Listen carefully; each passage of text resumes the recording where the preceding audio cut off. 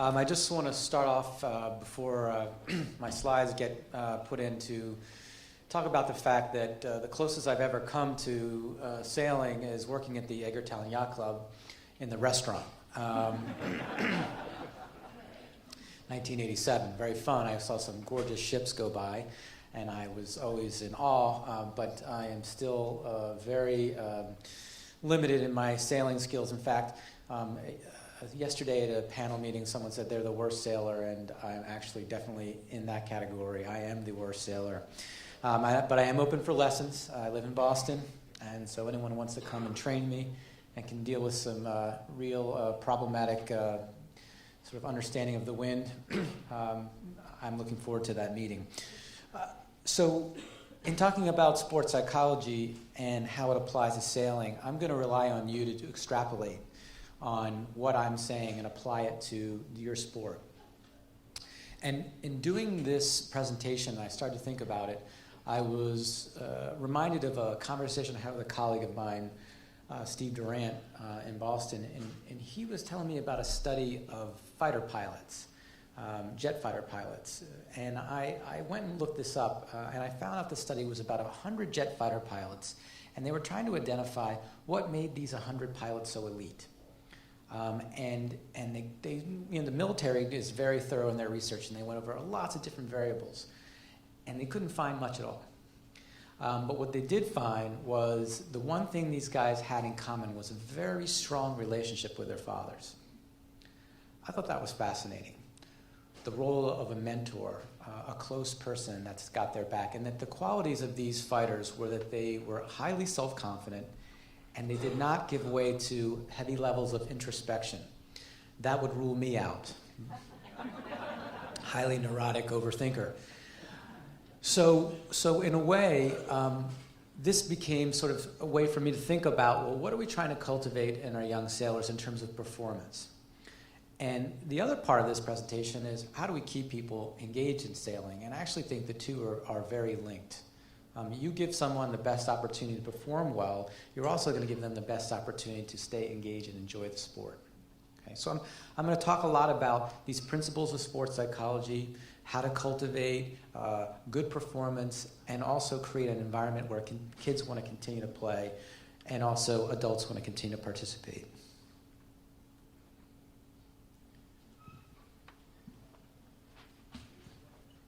So it all starts, can everyone hear me this way? This works okay. So it all starts from the top, leadership. And that's the link to the study I was talking about.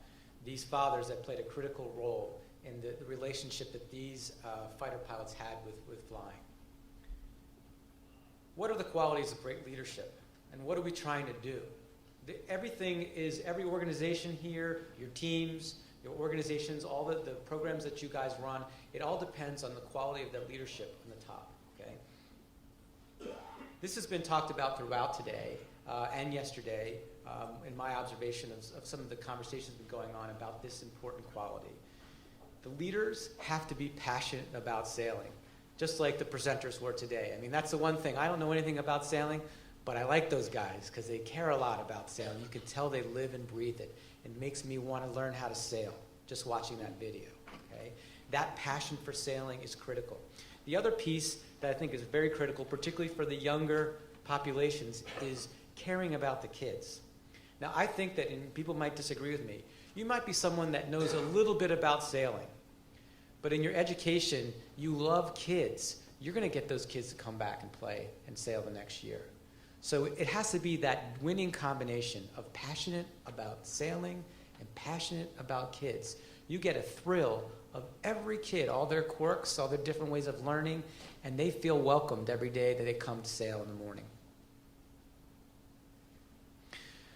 We had a debate in our presentation yesterday about a situation where a sailor in a race had to go around someone that had fallen in the water, and some parents had complained afterwards because they thought that that sailor should have kept on going.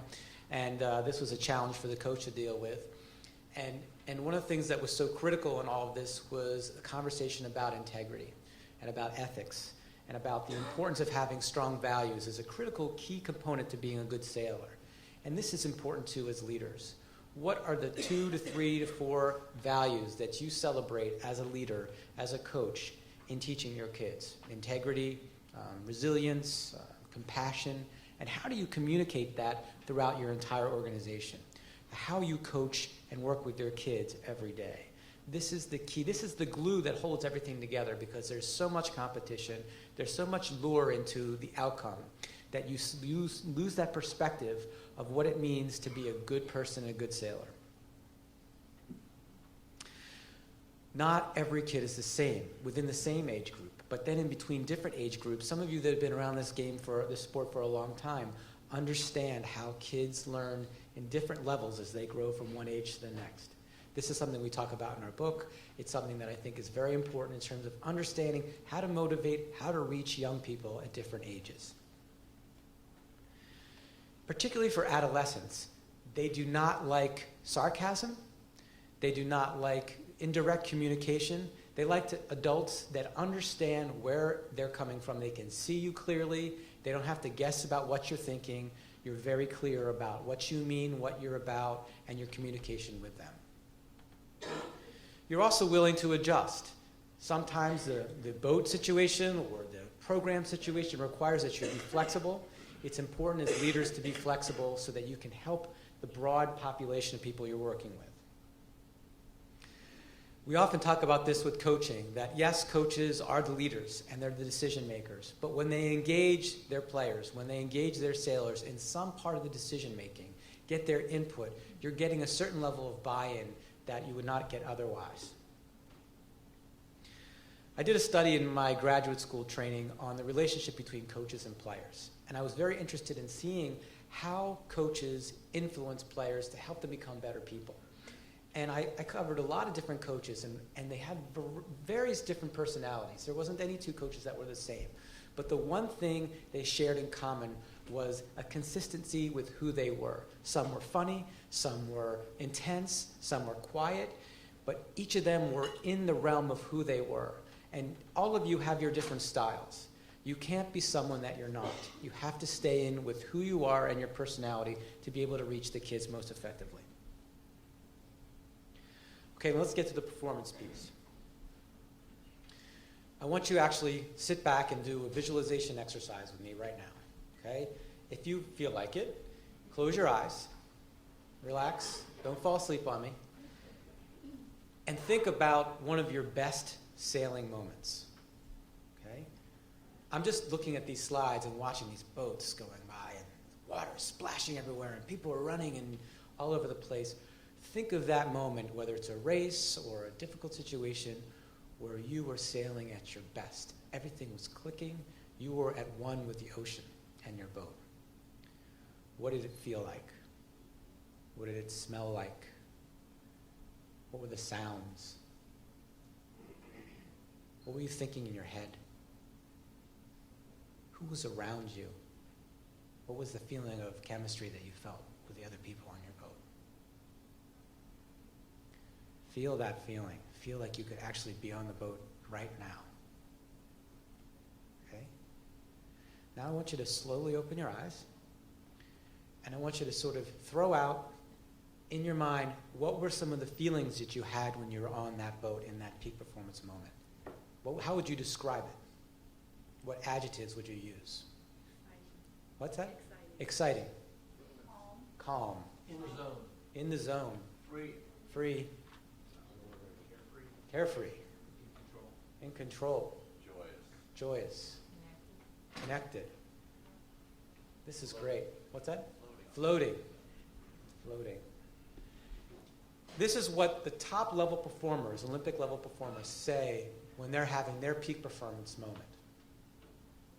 They feel relaxed. Even though I'm watching this video and people are working so hard, but your bodies are at a certain level of ease even when you're exerting yourself. Okay?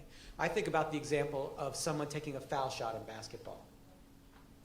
If you're tense and you're shooting that basket, we see NBA players that will miss the basket entirely or shoot it off the backboard when they can probably make it 100 times with their eyes closed in their backyard. But in a pressure situation where there's a lot going on, the ability to be able to breathe and relax and take that shot is critical. Effortless. You're not laboring at it. It's smooth. There's a flow to it.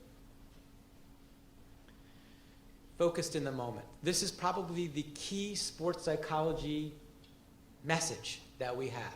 And it's probably the message that we try to do in our entire lives. Eastern philosophers talk about this, is living in each breath, every moment. This is where the best performance is in the moment. And everything I try to do when I'm working with athletes or organizations to help performance get to a higher level, it's all about getting you into the now. Being in the now is where the best living is. It's where the best performing is. It's where the most excitement is. And so this is the challenge, because our culture will pull people say, well, what happened in the last race? What will happen if you don't win this race? And obviously that takes you away, distracts you from what you need to be doing in that present moment. Positive. When you guys were closing your eyes and I was looking at your faces, there was not a lot of, it was more like, okay?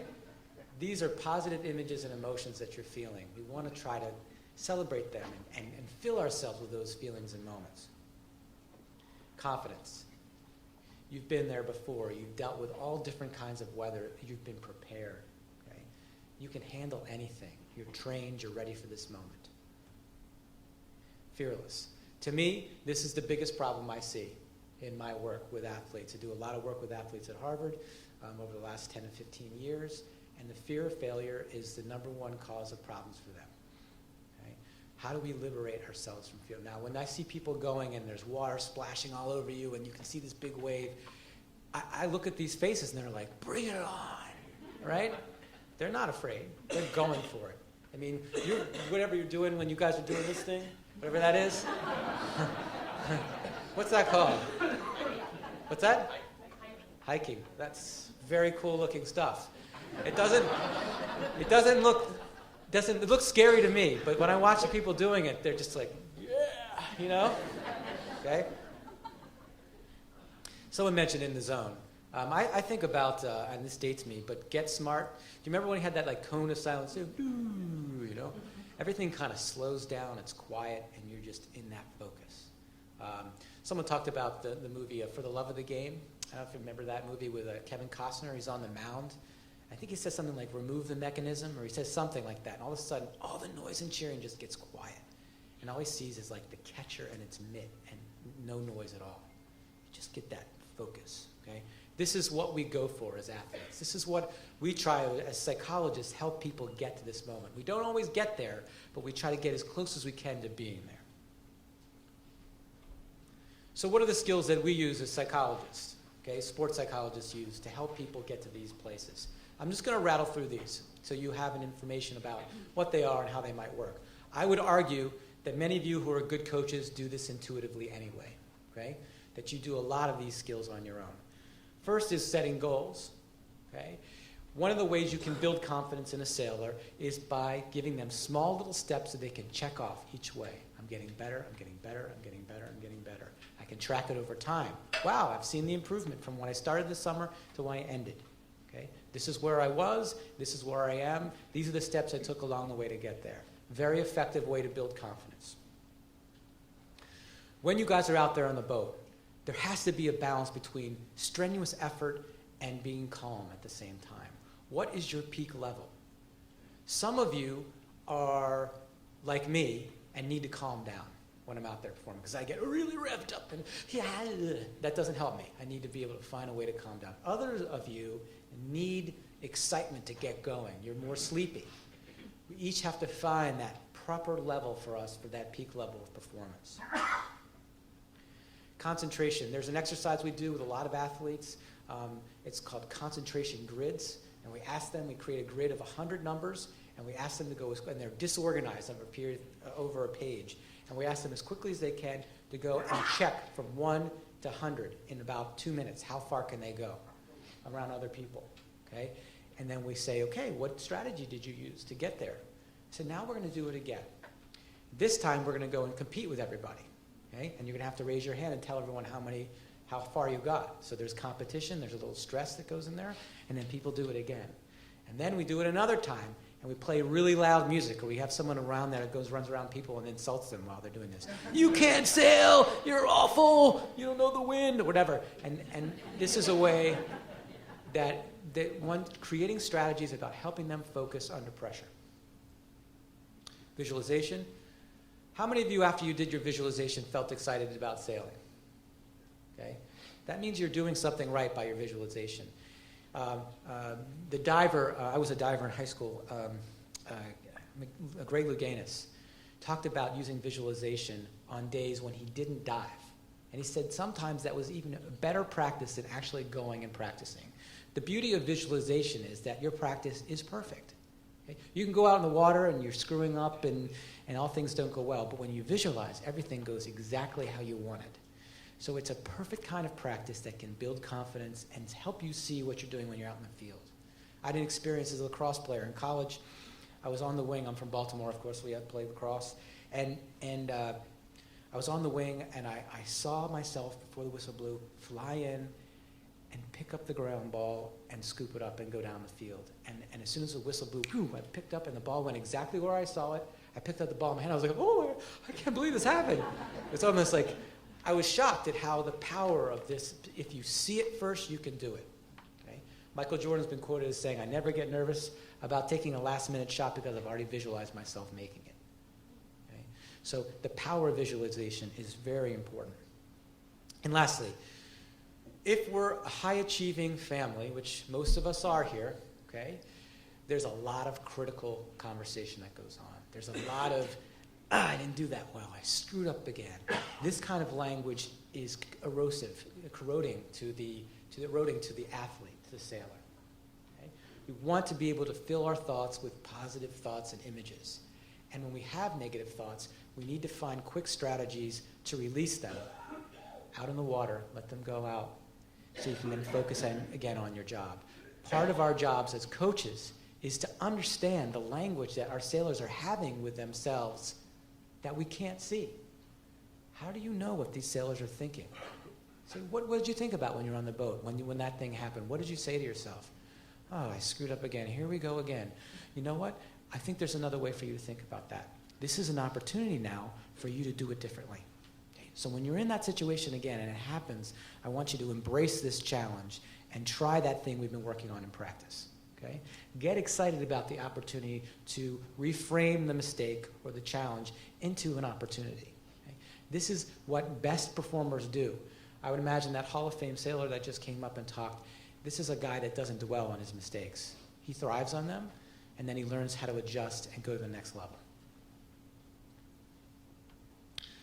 Now, because this is the biggest challenge that I deal with, I want to tell you a few stories that I've had and experienced in different sports and different ages about what I do to help people deal with the fear of failure.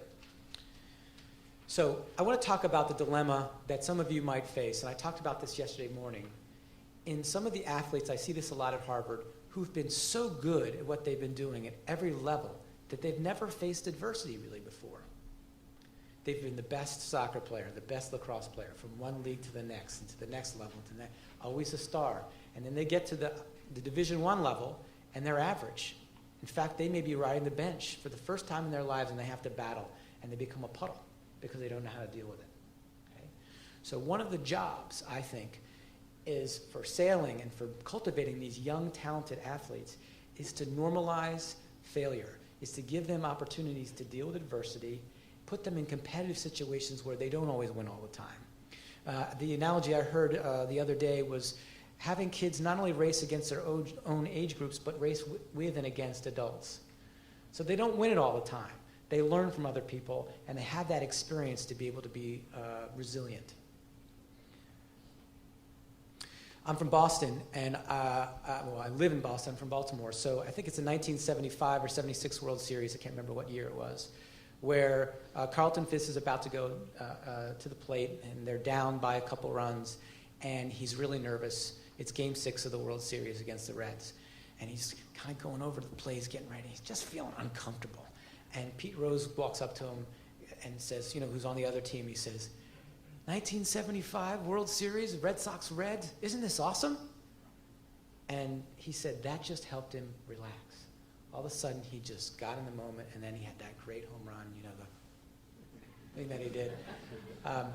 And that always inspired me because here was the guy on the other team gave him the tip that he needed to win the game. Now, the Reds ended up winning the World Series in Game 7. But the interesting piece is that passion and enjoyment for the game, for embracing that moment, is what released Fisk to be able to do what he can do naturally.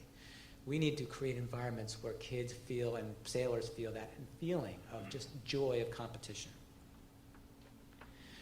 I went to Kenyon College, where I played soccer and lacrosse there, but I was also a diver, and I had the chance to meet with a swimming coach there. Jim Steen is probably one of the most effective coaches in the country, and probably a lot of people don't even know about him. Kenyon won, I think, 31 straight national championships in Division III swimming. I don't think any record like that will be broken. And I met with him a couple times, and I said, well, how do you do it? I mean, what do you do? And obviously, he wouldn't tell me all his secrets. But he did tell me one, which I thought was fascinating. Now, this is swimming, and it's not the same as other sports. But he would get a lot of high school All-Americans that would come to him, and they would start training, and then he would have his meetings with them. And they would kind of come in, to their meetings because they're all that. And he would talk to them, and he would say, well, Joe, you're about mediocre right now. Which is okay for you. It's fine. And you know what? You can be mediocre all season. It's okay. You'll be fine, and you'll contribute to the team, and we really appreciate it. And the player's like, what are you talking about? I'm not mediocre. I'm an All-American. I'm going to win the tournament. He said, well, the way you're training right now, it puts you in the middle of the pack, and if you really want to be better, you have to train at this level. But, not everyone does, so go and do what you want to do. Okay, next. And this kid's like, he had a way of getting into the minds of these players and putting them on the offense instead of the defense. Okay? When you're trying to defend your title, and he had to do this every year, how do you win a national championship year in and year out? Instead of protecting your division head, your position, you attack it. You're constantly trying to get better. You're constantly trying to prove something. And that kind of mentality, remove that fear of failure with ambition to take it over. Okay?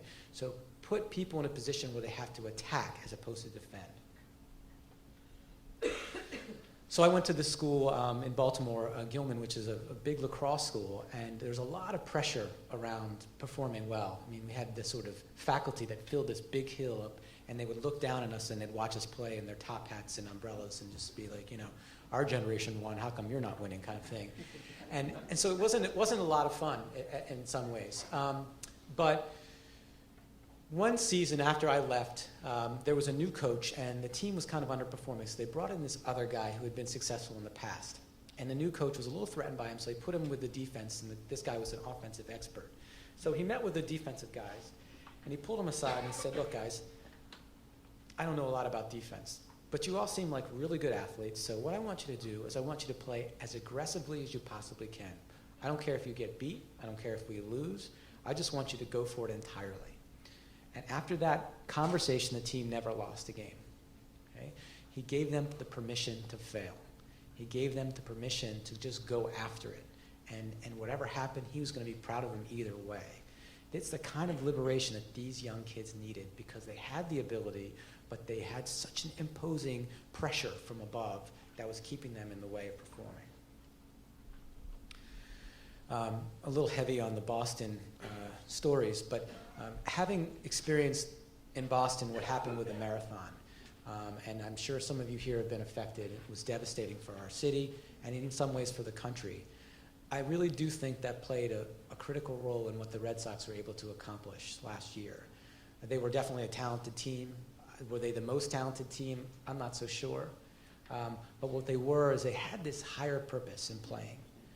And I think that when you play for a coach who you really love, or for a program that you really believe in, or a cause that you really believe in, that really helps mitigate some of these fears that we have around performance, that you're playing for something that's much more important than you and than this moment in itself.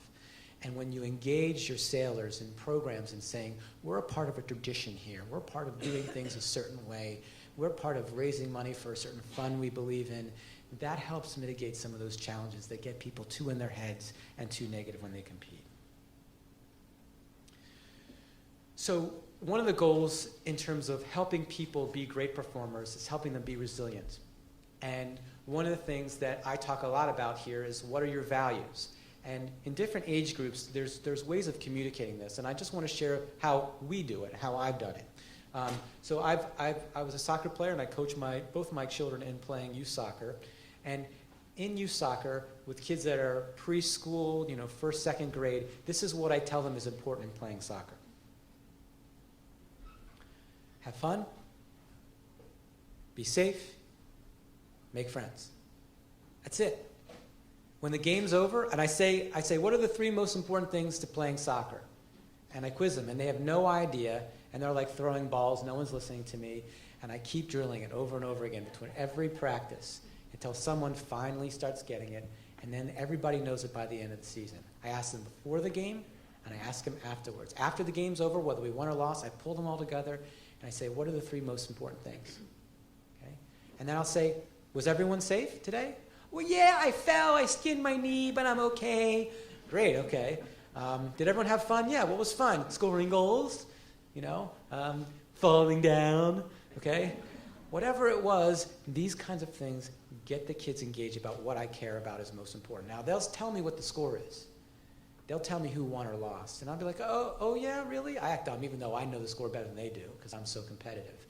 But I will de-emphasize that, and I will talk about these values, and that liberates them. You know what else it does? It gets them to want to come back next week. It gets them to want to come back next year, okay? That's what we want to do with these young kids, young kids. We're talking about preschool, first, second grade. When the kids get into elementary school, we use a different an acronym called SHARP, and this is in our book. And I think actually it might be in your website too. But we talk about certain ways of talking to players before and after games. And here's what we say. Play with spirit. Okay? Be passionate when you play. Always hustle. With the occasion I think of sailing, just give your best effort. Pay attention. Look into my eyes when I'm talking to you as a coach. Okay? Is everyone listening? I need to see your eyes on me. Okay? This is important. Be respectful. Respect the game. Respect the boat, respect your opponent, respect the officials, respect your parents, your teammates. This is very important. Be positive. If someone makes a mistake, be encouraging. If you make a mistake, be encouraging with yourself. And then practice, practice, practice. Okay? No one gets better from just showing up and being in the boat. You have to work at it, and this happens over time. Who was sharp today after practice? I was. Why? Well, because I really gave my best effort. What did you think was sharp about the next person here? Well, they really respectful because someone fell in the water, and instead of winning the race, they got them. Okay, that's what we're all about. Okay? This is cultivating a kind of focus, a kind of being in the moment that helps young people perform to their best ability. When you get to older athletes, and this is something I talked about yesterday when I talked about parents, is you want to have your 3 to 5 values. So when you want to deal with a high school program, you want to say, this is what we're about in our organization.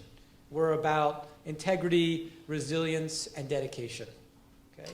And this is how we practice this throughout our organization. Now, each of you in your various clubs and organizations might have different values, but they need to be central. They need to be a part of what you do within your own administration, as well as what you do with the kids. And it organizes everybody. Now, why is this important? Well, integrity is a word that I heard a lot about in terms of sailing and how critical that is. But it also is important because it engages people in the moment. This is something that you can control. One of the things I'll talk a lot about when I work with athletes, anywhere from the youth to professional level athletes, they'll say, control what you can control. Okay? You can't control the weather. You can't control your opponent, but you can control your effort. You can control your compassion. You can control how you are as a teammate. Okay? These are the qualities that you're going to use to keep yourself focused in the moment when you're competing. And you're also developing a strong young adult. These are the qualities that people are going to be able to use in their lives, where sailing is just a metaphor for how you grow and compete in your life.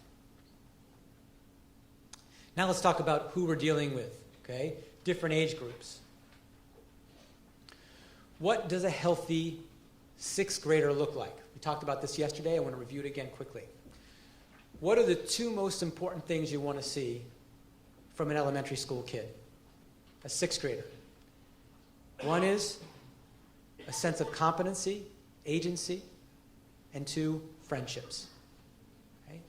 If you are having a sailing program that does not build the skill level of your sailors, does not help them believe in their ability to do things, you're not accomplishing your goal for this developmental age group.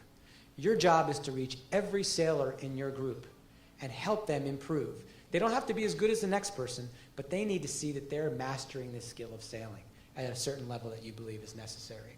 Okay? I also want these kids to be relating well with each other. Okay? They should develop friendships that are lasting from their sailing experiences. This is a part of healthy development. Why? Because these relationships help them develop strong relationships with adults.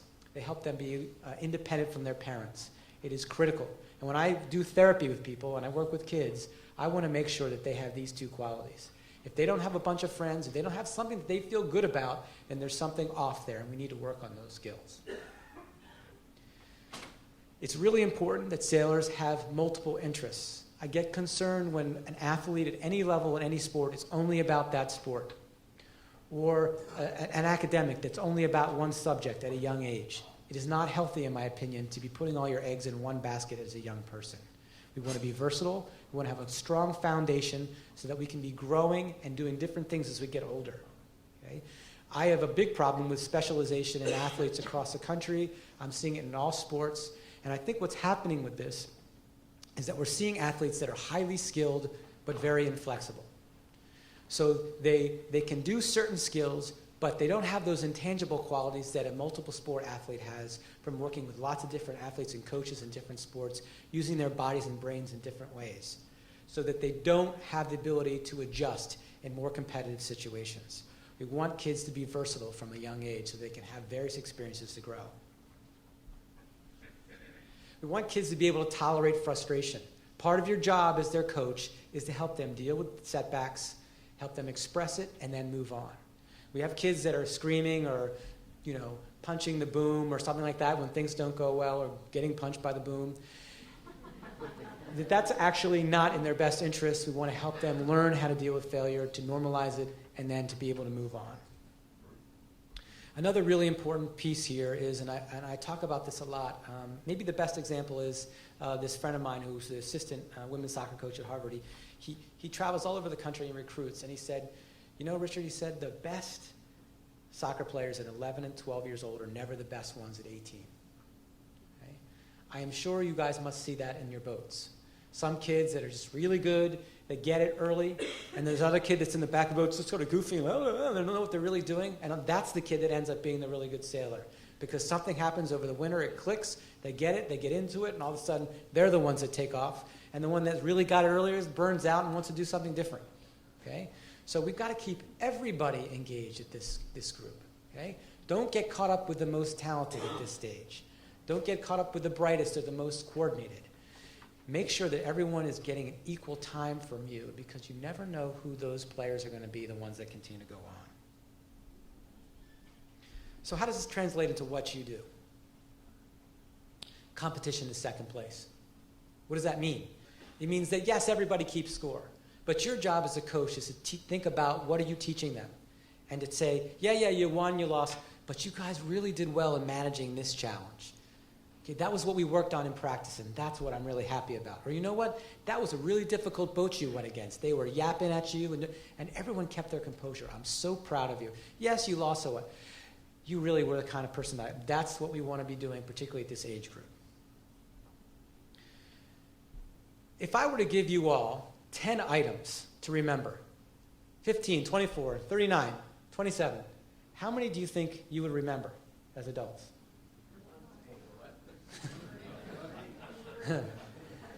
So depending on our age and how much we had to drink last night, the data says about 5 to 7 you'd be able to remember. Okay? For kids, how much do you think they remember?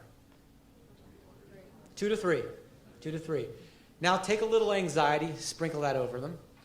Take some ADHD, which is around 10% of the population, and sprinkle that over them. You probably are even lower.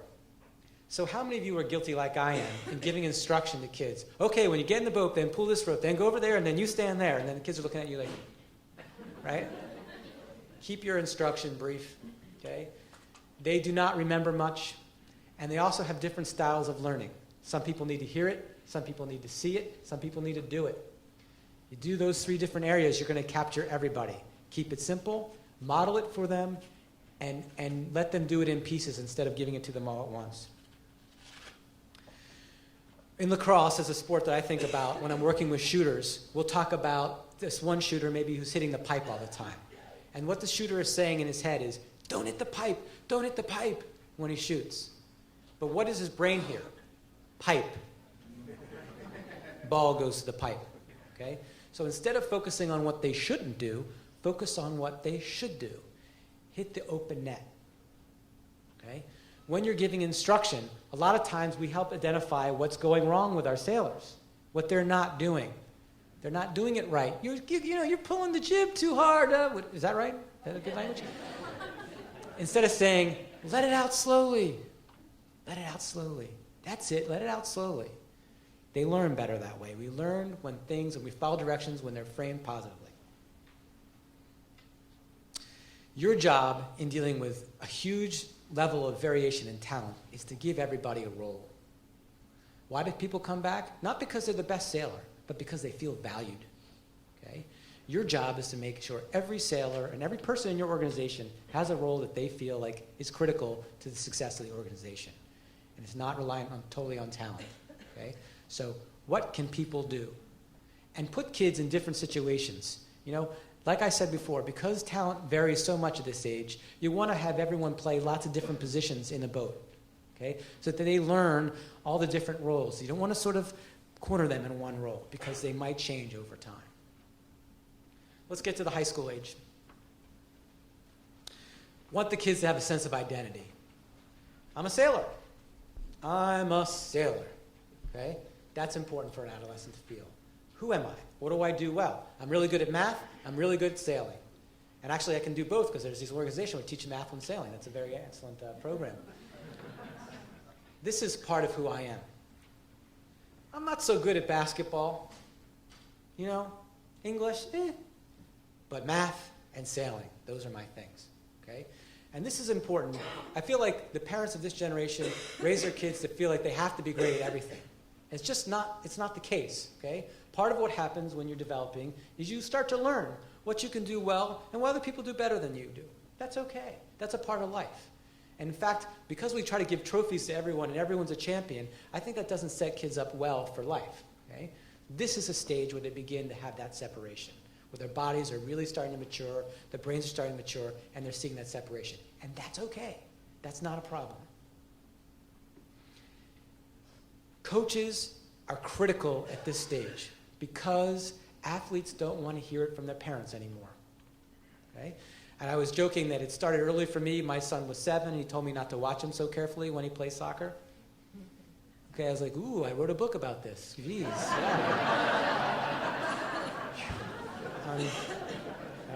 Tomorrow morning, I will be watching my son play soccer and my daughter, and I will struggle to keep my mouth shut.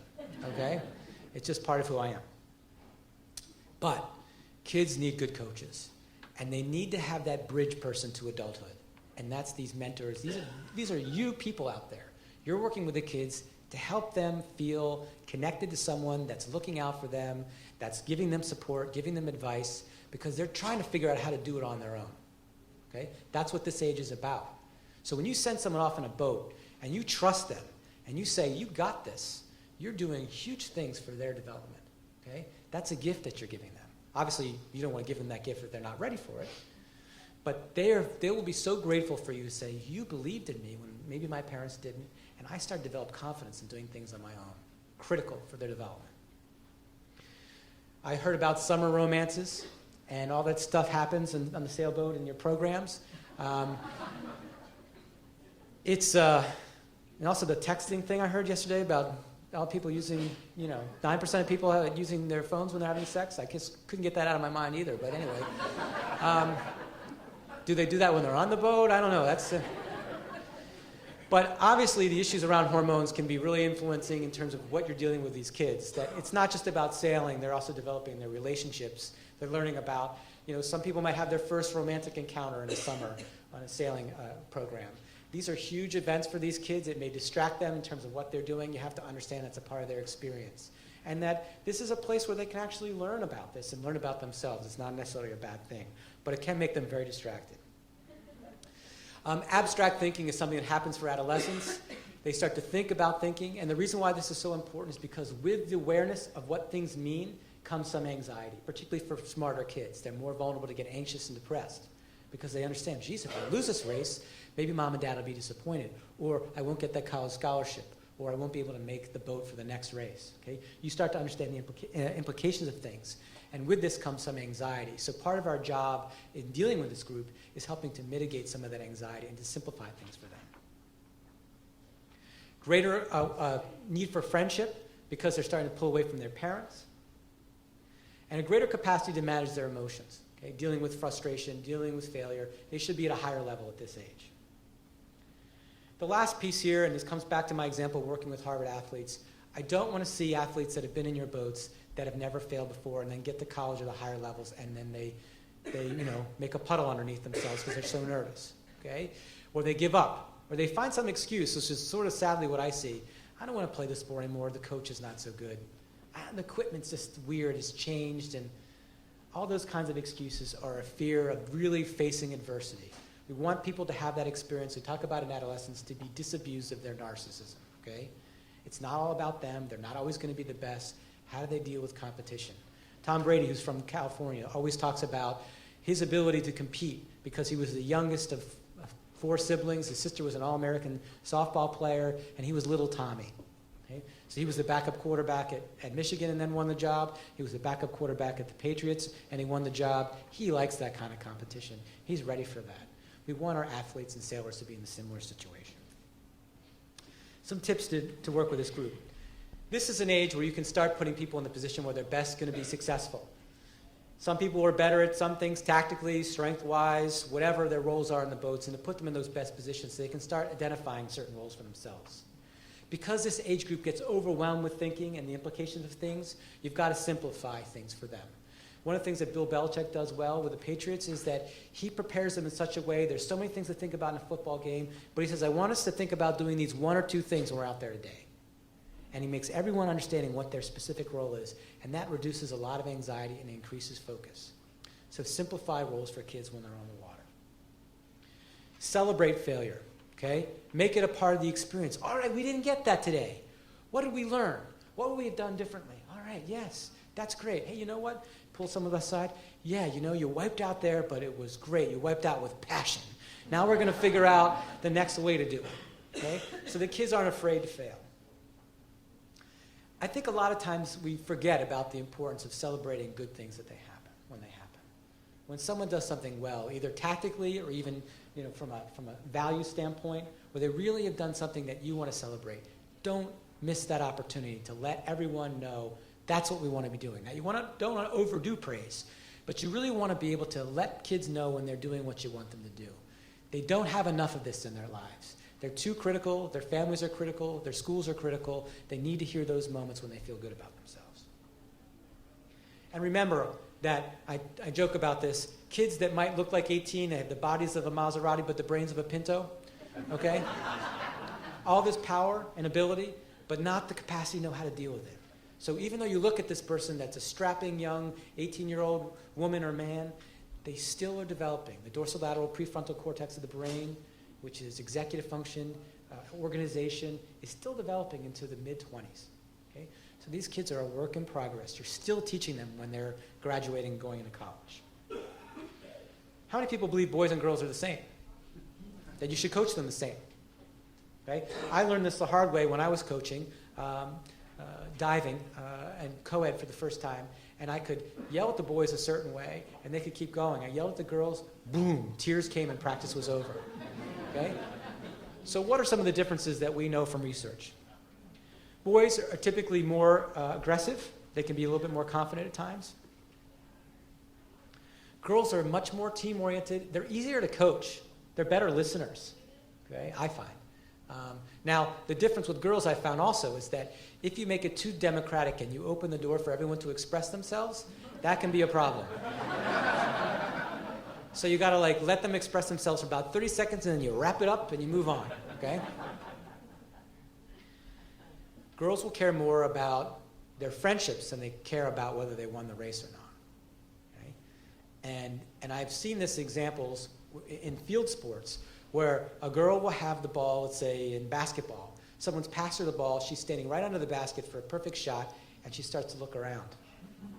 She wants to see if Susie's open, because if she doesn't pass it to Susie, everyone on the team's not going to like her. She's going to be a ball hog. Okay? So this kind of pressure is great for girls, whereas guys are like, three-pointer, I got it. You know? You should have passed it with someone open the basket. I had that shot. It was all me. Okay? That's kind of how boys think. Mistakes are also similar. So when at a halftime, let's say in a soccer game, you talk to a bunch of boys or girls and you'll say, you guys aren't hustling, you're not playing team ball. And every girl's saying, he's talking to me, right? They personalize it. Where boys are like, must be him because I'm playing. Lights out today. Okay? So let's bring it together. It's last kind of points, and this will be for a handout for you guys. What are some of the things that you can take away from today? Some of the things that you can use. When you're giving feedback to kids, try to use the 5-to-1 ratio. 5 positive comments to 1 suggestion, not criticism. Okay? Now, I don't like to shy away from things that aren't working, but I think how you pitch it is so important. So let's think about this, and forgive me for my lack of better understanding of sailing. Susie, you did a great effort out there on the water today. You know, you were really strategically reading the wind well, and you were communicating well with the people in the boat, and a couple other suggestions, and moving the boom and the jib and the But next time, you know, really work on pulling the sail up quicker. Okay, I think a fewer moments we would have been even more successful. So next time do that. So Susie's walking away feeling like, yeah, I did all those things really well, and I have that one thing to work on. Okay? If you start with that one thing that's negative, which is we kind of do because we're lazy and we have a lot of feedback to give, she's going to be feeling not so good about herself, and she's not going to be able to really make use of that suggestion. Okay? Praise should be accurate. Okay? Kids know when we're BSing them. Okay? Kids want to be able to feel like if you're going to give me a compliment, make it legitimate. Okay? Not just something that you're just inflating my ego with. Okay? If you give kids inaccurate praise, when they don't feel it, they're not going to respect you, and they're not going to feel engaged. Okay? Kids don't need to feel good about everything they do all the time. That's a misnomer. The champion for everyone, I don't like that. Okay? We don't need to hammer them with failure, but when we do give them praise, we need to make sure that it's something they can actually believe in, because that's edifying. Okay? We talked about this earlier, but suggestive things to do as opposed to, you're not doing this well, as opposed to, work on this. Just phrasing it differently can be much more effective. And by the way, this is also effective in our marriages, in our corporations, and other aspects of life. When you make an intervention with a kid, when you talk to them, don't just leave it with that. Follow up with them the next day. Follow up with the next week and say, how are we doing with that suggestion? I notice that you're making these efforts. That's what we're talking about. Work on this so that there's continuity. Not everyone's the same. You can tease some kids. You can tickle others.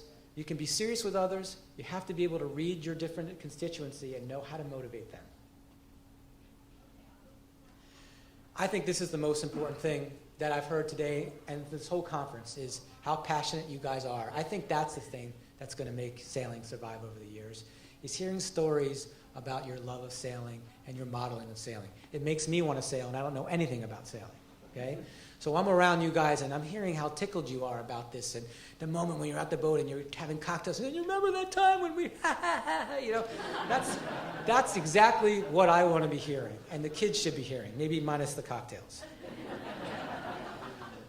Make sure people have roles in your organizations, with the kids, on the boats, so they feel valued.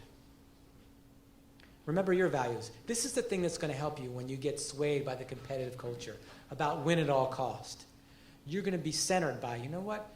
We use integrity, we're compassionate, and we're resilient. And you know what? If someone has to do that extra cheating thing to win, or that's not what we're about. That's going to help you survive. It's going to help you keep yourself grounded in a culture that only cares about winning.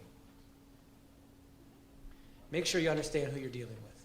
Okay? Not all kids are the same, and they will change drastically from one summer to the next. Be aware of developmental changes. And stay within yourselves. You all are unique individuals. Some of you have different ways of motivating, different ways of being. Stay with who you are and make your coaching work with your own personality. This is a book that happens to be here for sale. Go figure, wow. It just showed up on my slides. For some information that's a little bit more about development, our book on sports is called Whose Game Is Anyway, is available here for those who are interested. Thank you very much.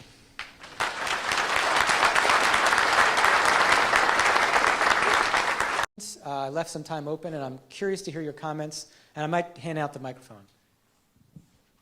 You talked about fear of failure, but also sailing has situations where there's real fear involved, and how do you get kids comfortable with overcoming real fear or dealing with that, like, tangible fear, I guess? Great question. I liken this question to a fear of injury in other sports. That's real. People can get concussions, they can break their legs, all sorts of things can happen. People can drown in sailing. So one of the things that I try to do is a lot of reassurance so that you help kids say, look, we've trained, we've prepared, you are ready for this situation. I would not put you out on the boat in these situations unless I felt you were ready.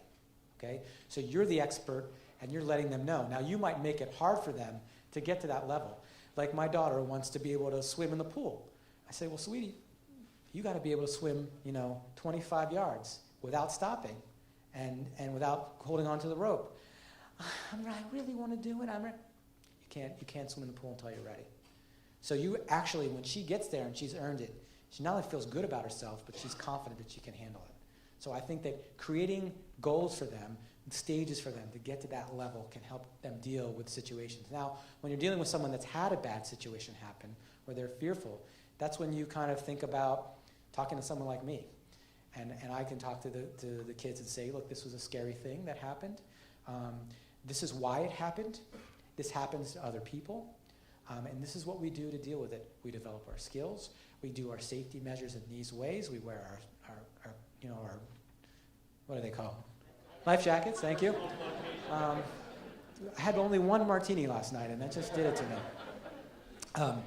And to be able to sort of help them break down ways that they can prepare and build up their confidence again. But other people want to comment on that, because I think that it's a legitimate point. I mean, yes, sir. So, Andrew, actually, we had a class a couple of years ago together. So, in my program, when they're at the very early stages, they don't know what the fear is. So if I don't bring up what the fear is, they don't know what it is. And when we end up having the incident or something, we'll talk about that. Now, one thing I'm going to tell them all, you're going to get hit with the boom. And if you don't finish this week getting hit in the boom, you're probably not doing you're not sailing. So that's out there. But we're not going to talk about that until we get to that point. No need to bring fear into the situation. Like I said, the abstract thinking sort of starts when kids are about 12, 13, 14 years old. So before then, they not be thinking about the implications of things as much. I do think there are ways you can prepare kids for proper techniques so that they understand. I mean, when I was a kid at Gilman, we went and did industrial arts. There were two very scary guys that ran the place. And they would tell us, I remember I had right senses. The shop was not a playground. The shop was not a playground. The shop was not a playground. Because they were very strict about following certain rules. So that's another way that you can help cultivate safety without cultivating fear, by being very strict about the things. You have to wear, a vest when you go out there. You have to follow certain protocols. And if you don't, you can't go back out the next time. They don't have to understand why. They just have to know that they're practicing safe practices. Yes? Two comments. The first one kind of leads back to what some people were saying about safety aspects, but I've been coaching for over 35 years, and I've dealt with all levels of junior sailing and adults as well. But the fact of the matter is, regardless of the entry point of any athlete, teaching them how to become comfortable with the uncomfortable, in my opinion, is number one. And knowing that they're empowered in the sport of sailing, because quite often the fear comes from conditions they're not familiar with and not knowing how to control them. But if you give them the tools on how to control them, most of the time it's fear-related, capsize related. If you teach them, they've got the accelerator, they can let out the main sheet and the boat will stop. That confidence level increases exponentially. So that was my first point. And my second is a question for you. Again, through my experiences coaching, especially with adolescents and older teenagers, when I coach them, it's usually in a clinic format or at a national championship at an elite level. And I know in my experience, I coach to a lot of the tenets that you've proposed today. However, the biggest issue comes not at the end of the day when I'm telling an athlete, giving them positives on what they did well and how they can improve, and not necessarily making it outcome focused. But the minute they leave me and they go home, societally, there's so much pressure on performance and results that I see kids go back, and whether they're afraid, the pressures they put on themselves because I don't want to disappoint my parents, I don't want to disappoint my coach at home. Something is being started and it stems way before they come to me. So how do coaches, and I think there's a lot of people in the room today, experience that very same thing? It's one thing when they're with us, but as soon as they go away, how do you help them bridge that differential? Because I was at a conference where Peter Vidmar, the Olympic gymnast, was talking about the same thing, not putting pressure on athletes and students to the point where it's outcome oriented. But somebody who was rooming with him one night, first thing he did when he called his son that night, he was like, "How did you do today?" So all of a sudden, what we're seeing at home or in their day-to-day activities may not mesh with what we're trying to teach. Yeah, that's a great point. Do people want to comment to that? I have some thoughts, but I'm curious to hear what people would say. Yes? It's really hard with high school students.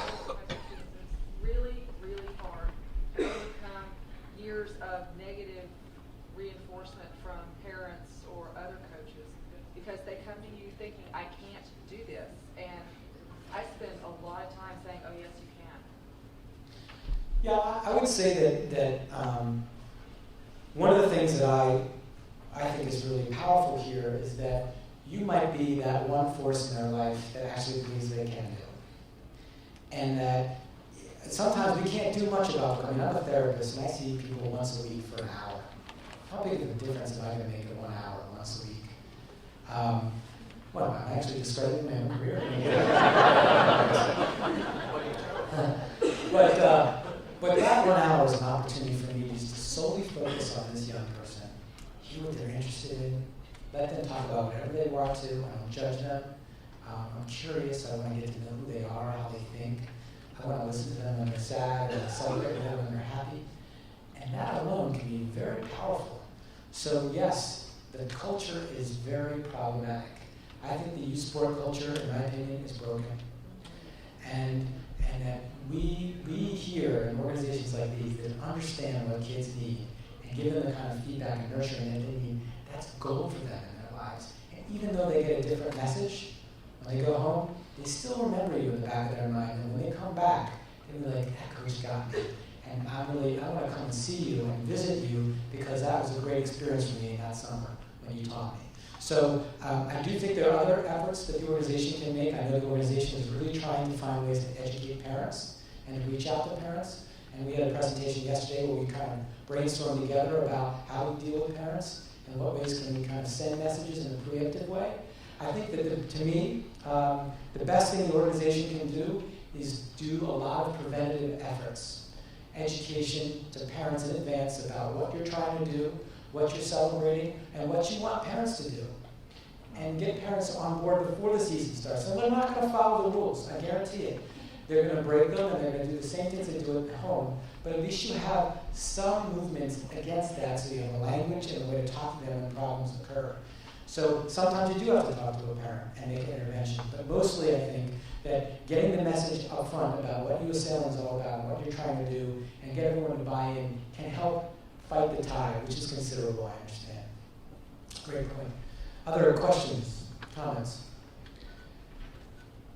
Yes. So is there not some sort of conflict between just the performance goal to win and kind of more holistic approach to sport? I mean, sometimes you just want to win, and that's when you're at events to do, put it all there. Great question. So, is there a conflict between the goal to win and the holistic approach? And actually, I think there isn't. I actually think one leads to the other. And I actually didn't make this point strong enough earlier.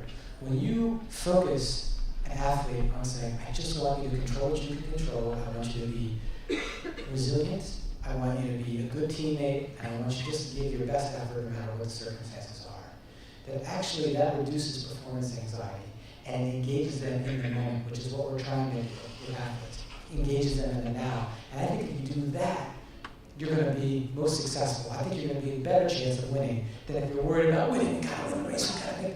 Someone was talking about the poor decision making that happens as you get close to the finish line. You do dumb things, okay?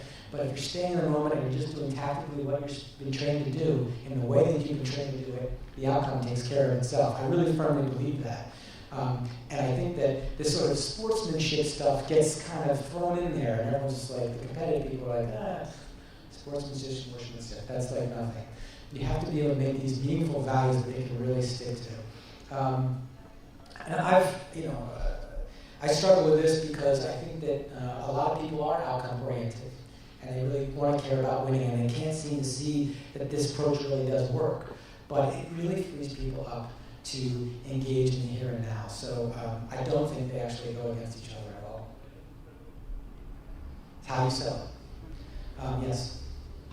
I just would applaud that comment and what you're doing, and my observations, having had children go through the system and also being a recreation person and an educator myself, is that the number one thing that all of you are trying to fix, essentially, is the sit on the bench syndrome. You tell 4-year-olds and 5-year-olds to sit on the bench because they didn't do it right.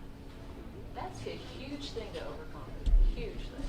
And I would argue that one of the things we talked about this at lunch yesterday, that I think you guys, sailing has an advantage. Because youth sports are such that kids are playing less sports now than they have before. There was something that came out on paper. And that the highest rate of dropout in sports starts happening at age 13. And then it gets higher and higher. So the participation levels, why? Because you're getting cut and you'll have teams to play for. Wow, there's an opportunity for them to do something else. What might that be? Sailing, right? And sailing has a position for everybody on some level in a boat and some level in a program where they can participate and be a player. I was actually listening to ESPN yesterday, because I'm an ESPN junkie, and Jeff Saturday, who's the former center for the Colts, was talking about giving athletes advice about where they should go to college. I thought it was really fascinating. He said, go where you can play. He said, because you can't get seen if you're not on the field. You can go to the best college in the world, but if you sit on the bench, you're not going to be seen. So that was sort of a strategic thing in terms of being a pro player. But this is also true. Kids want to play. So if sailing is a place where everybody can play and nobody gets cut, or they get moved to different programs, but they still get to be involved, that's a huge selling point, I think, and a culture that's actually moving the other direction. It's a great opportunity. Yes, there was yes, you were. So just kind of going off of what the gentleman in the front said, what do you do, like kids put a lot of pressure on themselves to be winning all the time. What happens when that goal is coming from the organization rather than the child or other than the parents? And there's so much emphasis on winning something that all the other goals and everything, even from like a super low level, get kind of lost in the mix. Right. So what happens when the organization is all about winning? That's when you get a day of retreat and you hire someone like myself to come in and do a consultation. I do think you have to reevaluate your mission. I think you got to start at the top and say, look, this is, and I don't know where you are in terms of relation to that person, but you're able to say, look, I'm uncomfortable with where this is going. There's nothing wrong with wanting to win. I mean, I'm probably one of the most competitive people in this room here. But that's how you go about doing it, right? It's okay to want to win. Winning is great. It's fun. That's what makes us play our levels higher. You know, it's that that competition, that's what we live for. It's not a bad thing, but it's how we go about doing it. And so I think that you can say, the way that I sell it is I do a bait and switch. Everyone comes to see me talk because I'm Harvard, and you must know the trick to get your kids into Harvard. And then I start talking about values, and they're all kind of like, But that's really it. I really believe that that's a better way to get to the top. And to sustain being the top is doing it the right way over time and having the right kind of values. And the winning will take care of itself. So that's the pitch you have to make, and you got to get the leader of the organization to buy into it so that you can then start permeating the message down.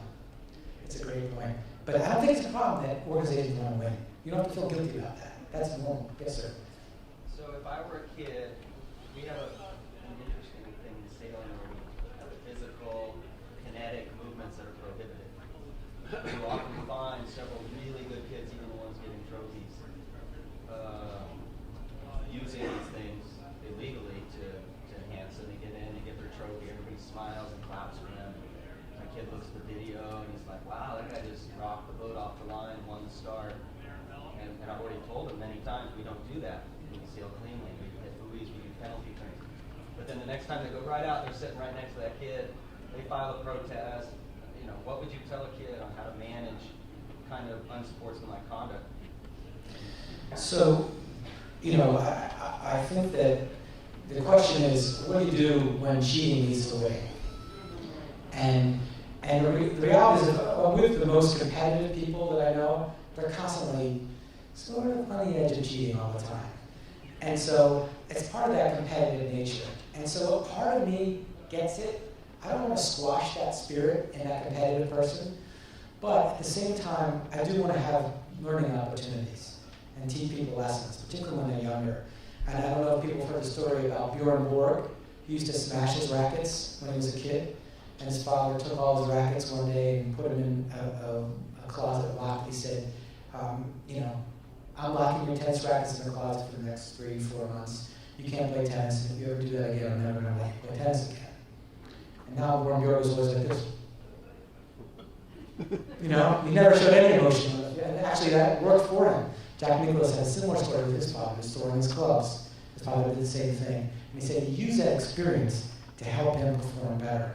So I think you can take this as an example to teach kids and say, yeah, you won this time, but when you're on Wall Street, you're going to get caught. Right? So we're going to teach you now that cheating is not going to be in your favor. Okay? So I think it's our job as to be educating our kids. But the question I Yeah. think is, what do you do with the children that observe that behavior? Same thing. This is an example, guys. This is what you can do. It's out there for you. But this is not how we do it. That person's going to eventually get caught, and it's going to cost them a race that's going to be more important down the road. So there are no shortcuts in life. Okay? You have to earn it. And if you're cheating, you're taking a shortcut and you're going to get burned. It may not happen in this race, it may not happen in the next race, it may happen in another round. And if you don't learn a lesson now, it's going to bite you down the road. I really think it's a teaching opportunity for everybody, including the athlete and all the other people that observe it. Maybe one last question before we stop. Or no? Okay, guys, thank you very much.